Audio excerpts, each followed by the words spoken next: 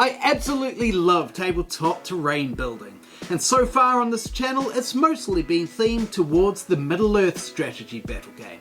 That'll always be my favourite, but it's not the only game system that I play and build for. Recently I've been seduced by the overtly magical world of Warhammer Fantasy. Perhaps I could start a Warhammer Old World army. Okay, how about Age of Sigmar? I've always wanted to collect a Skaven army. You serious? So join me, you 10,000 hobby heroes, and let's make some magical terrain loosely set in the Age of Sigmar, Warhammer Fantasy or somewhere. I'm Adam Haig, and this is 3D Games. While listing over the new Skaventide box, I noticed that the included board had these circular objective markers with quite cool looking tiles. So with that as inspiration, I took a cheap MDF placemat and beveled the edges with a hobby knife. To make the bricks, I'll use some sheets of XPS that I've cut to size. To cut the circles, I'll be using this homemade tool a lot in this video. It's simply a piece of MDF with a notch at one end and holes drilled along its length, into which a nail can be placed. Simply press the XPS onto the nail, which will then be the centre of the circle. The notch is placed against the wire of my Proxxon hot wire cutter, and the XPS is then spun carefully around the nail. By moving the nail closer to the notch, the radius of each cut is reduced. This allows me to control the width of each circular strip and create a range of sizes for my bricks. I don't know what it is, but there's something about circles that just looks magical. You know what else is magical? Things that float. Wingardium Leviosa! Hey, get out of frame! You're ruining the shot! Jeremy from Black Magic Craft kindly sent me his skirmish game, Idols of Torment, and I noticed this cool idea for a floating rock in the rulebook. It'll be a fun challenge to incorporate these circles into something floaty of my own. So using a Sharpie and a ruler, I drew guidelines so I would know where to cut my tiles. The cuts were made with a sharp kitchen knife so that they would be clean and straight. Each circle was bagged and labelled separately to avoid getting them mixed up, and then I added stones to texture them. By shaking the XPS foam bricks and stones together vigorously, they develop a stone-like texture with rounded edges. To make the floating rock, I cut a thick circle of foam and then used a handheld wire cutter to create the basis of a jagged rock-like texture. By combining the technique of using hot wire, various blade cuts, pressing with tin foil and slate, a convincing rock look can be achieved. I decided to give the rock slightly more height as well as a foundation for the bricks by adding a centimetre thick circle of XPS. This was quickly textured with a tinfoil ball before using PVA to add the tiles. Pressing the XPS rock into a container of sand helped to keep it from rolling around annoyingly as I did this. I filled the gaps between the bricks with a sprinkle of fine sand, which was evenly distributed by tapping and angling the rock. This was followed by adding a sprinkle of tile grout. This stuff is toxic, so as always, when working with tile grout, it's important to wear gloves and a mask.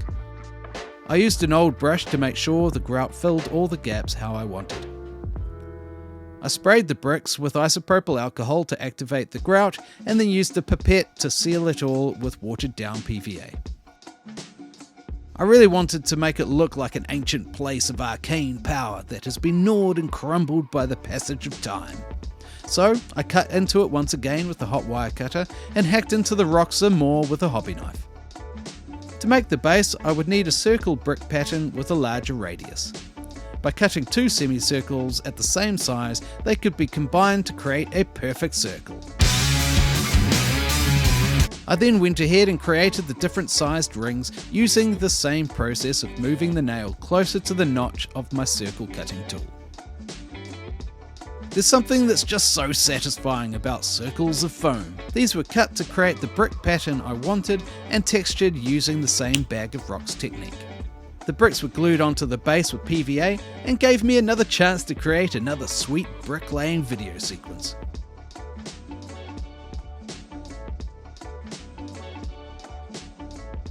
Okay, so I've finished with the base, tiles, and the floating island. I'm really happy with how they're looking so far, but now comes the tricky part, and that is to create some curving stone staircase to lead up to my floating island. I've got some ideas about how I'm going to make this work, so let's get into it.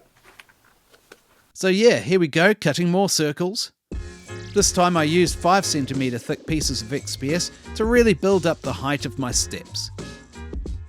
To ensure that my building would look coherent, I matched the width of the steps ring with the outer rings of the base bricks.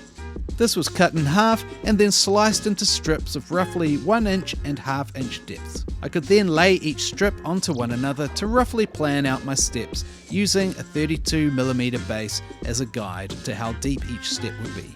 I cut steps into the thicker strips so that each step would be at the correct scale. I used toothpicks to hold each strip together and used a Sharpie to mark where they were.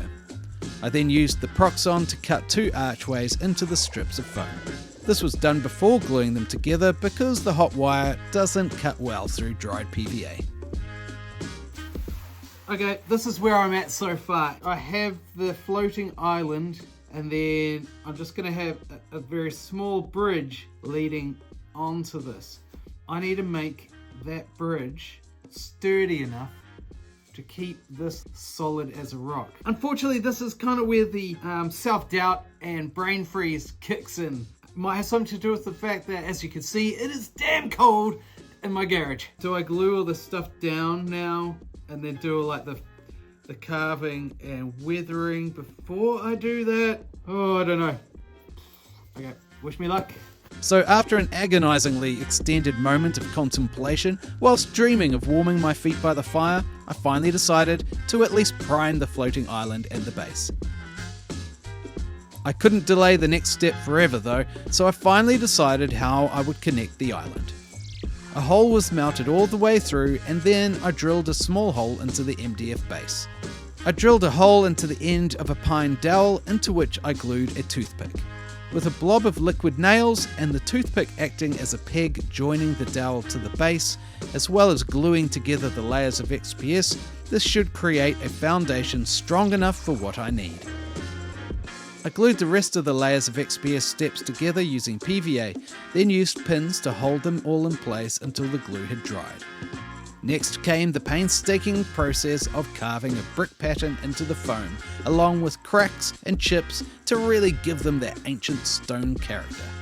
I used a sharp pencil to accentuate the brick pattern as well as some of the more prominent cracks, before once again using the tinfoil trick for texture, and finally pressed random bricks in to hide the uniformity of those rings of foam. I really want these steps to see some gameplay, and for that they need to be robust.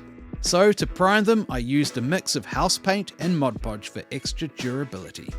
Using my airbrush, I then applied a patchy coat of brown, followed by a zenithal coat of Vallejo Israeli sand. I really like this combo as a foundation for stonework. Next, I dry brushed all over with light grey before adding some white to help pick out key areas and some of the edges. I fixed a piece of balsa wood onto the top of the dowel with PVA and a couple of toothpicks. This would be my anchor point for attaching the floating island. I shaved the ends of a couple of popsicle sticks to sharp points, with the idea of driving them into the foam of the island. What could go wrong? Go on, mate. Stop it. This was by far the most stressful part of this build.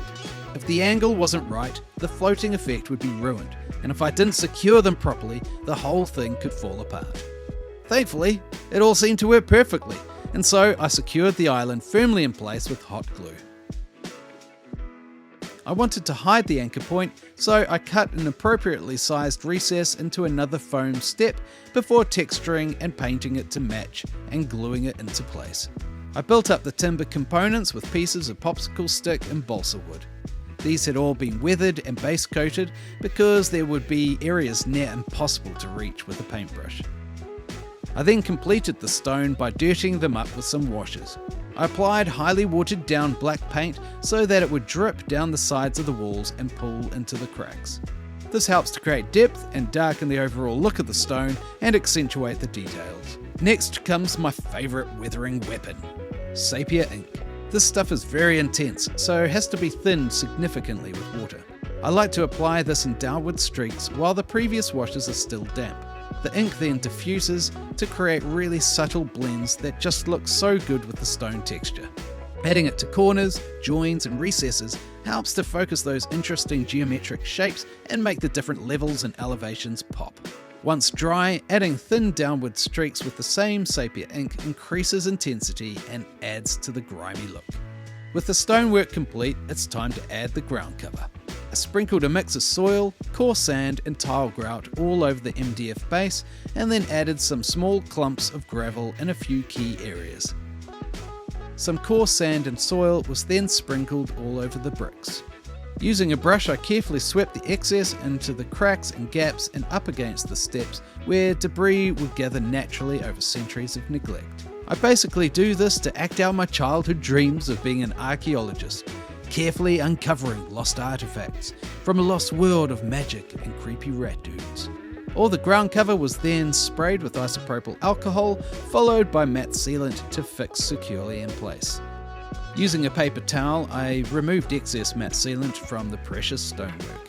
While the sealant was still damp, I then sprinkled small amounts of foam flock, keeping to a muted colour palette of yellows and olive greens. The fine foam powder adheres easily to the damp sealant and saves having to spray it all again. I almost forgot to finish painting the timber. This was done by dry brushing all the wooden components with successively lighter tones of grey, brown and tan. A coat of the Army Painter's strong wash ties it all together and reduces the contrast. Adding some tufts completes the look, along with some cute little white flowers for a touch of class. And there we have it! I added the closest thing I have to Skaven-Tide minis, my old Warhammer Quest Silver Tower Assassin Rat, ready to stab someone in the back. If you enjoyed this video, please click like and subscribe and hit the bell. And if you want to support the channel and help me produce more content like this, please consider joining my Patreon, linked in the description. A massive thanks to all my wonderful patrons. Your continued support means the world to me and helps keep me motivated to continue putting the hours into this stuff. Drop me a comment if you have any suggestions for what I should make next, or to just say hi. I always appreciate it. As always, thanks so much for watching, and I'll catch you next time at 3D Games. Until then, good hobbying everyone.